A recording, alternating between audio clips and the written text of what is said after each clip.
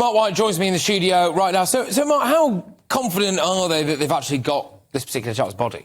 Well, the signs don't look good. Clearly, the Wagner group, they're a notorious group, and, you know, you wouldn't necessarily trust what they say in the best of days, but they have on a Telegram messaging site on their account there posted passports of the two men, Andrew Bagshaw and Christopher Parry, showing those passports and other documentation they claim was recovered on the body that their fighters have found. What they haven't said is which one of the two men they believe that might be.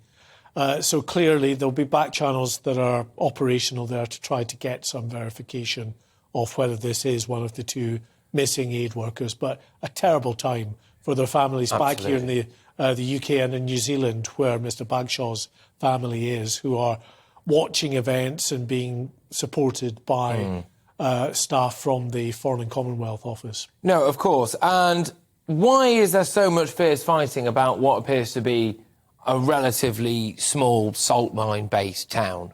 Yeah, well, the reason this town is important in this story is because it's where these two aid workers were heading. The job that they were doing out there, not involved in the fighting, we're told, but were involved in trying to help evacuate the elderly and infirm from these embattled towns.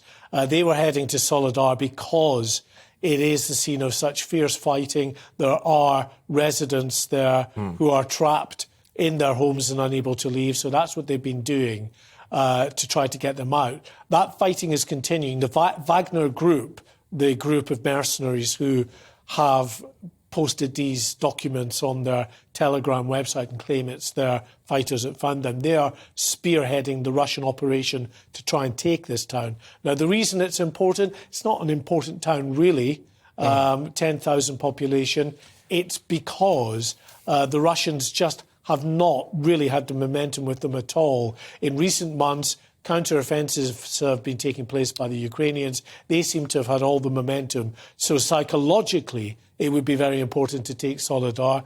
Strategically, there is some value there as well, because it's very near a strategically important city called Bakhmut, which is also an area of lots of fighting. So if they were to take Solidar, it would give them a strategic push towards Bakhmut as well. Yeah, OK, fair enough. And no end in sight as well, then, presumably, for this particular conflict. And, of course, with it, no end in sight for British taxpayer pounds going over there as well.